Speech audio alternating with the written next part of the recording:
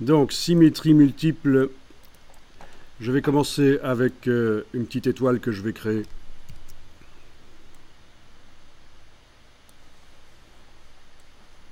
Voilà. Dans la palette des calques, on a donc un objet étoile qui est là. Je vais faire un CTRL-G, donc objet groupé. Ça a créé un groupe dans lequel se trouve l'étoile.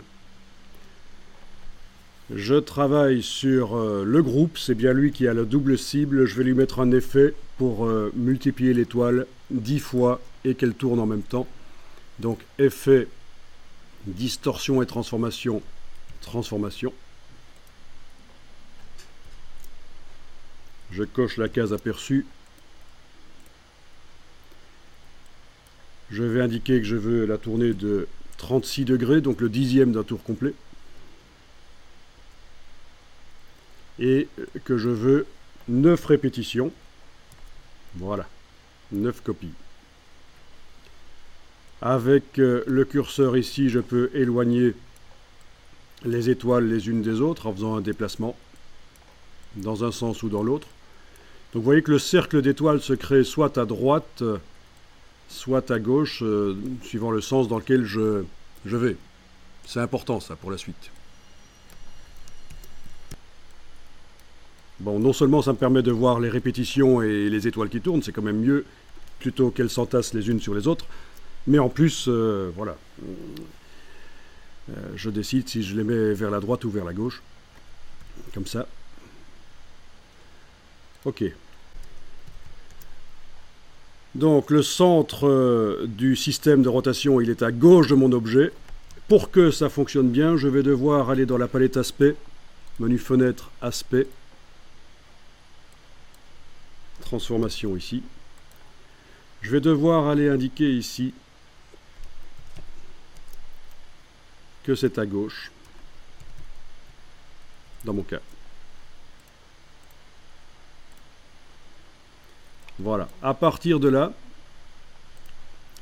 si je crée un objet sur la droite de l'étoile, souvenez-vous que j'ai indiqué que le centre de rotation est à gauche, donc si je crée des objets sur la droite de l'étoile, ils ne modifient pas les étoiles existantes, elles ne bougent pas trop en fait. Vous voyez, je suis en train de faire un CTRL-Z chaque fois, pour vous montrer. Par contre, si je le fais à gauche de l'étoile, ça modifie beaucoup les étoiles. Donc voilà, ça c'est l'astuce. Il faut déterminer à un certain moment si le centre de rotation de l'objet est sur la gauche de l'objet ou sur la droite. Et sur le groupe, il faut aller modifier la transformation ici et indiquer que le centre est à gauche de l'objet ou à droite. Mais dans ce cas-ci, c'était à gauche dans mon cas. Et ça va être beaucoup plus facile pour la suite pour créer votre système un peu genre mandala. Vous savez de quel côté il faut dessiner en fait.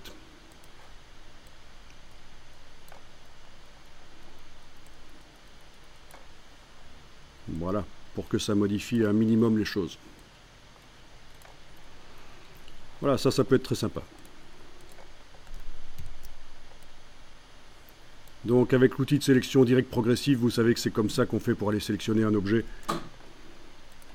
et le bouger, le supprimer si on veut, l'agrandir avec l'outil de transformation manuelle.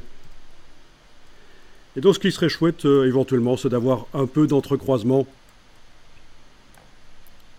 Parce que pour la suite, je vais vous montrer le système de la peinture dynamique et vous allez voir que ça peut être sympa pour coloriser les choses.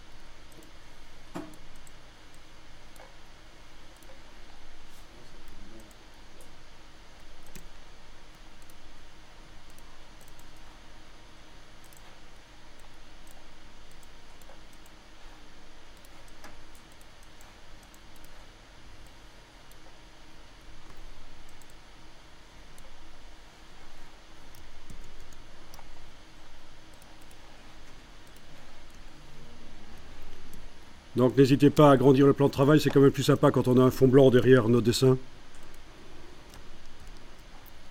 Outil plan de travail et on agrandit avec les poignées. N'oubliez pas d'enregistrer le document aussi.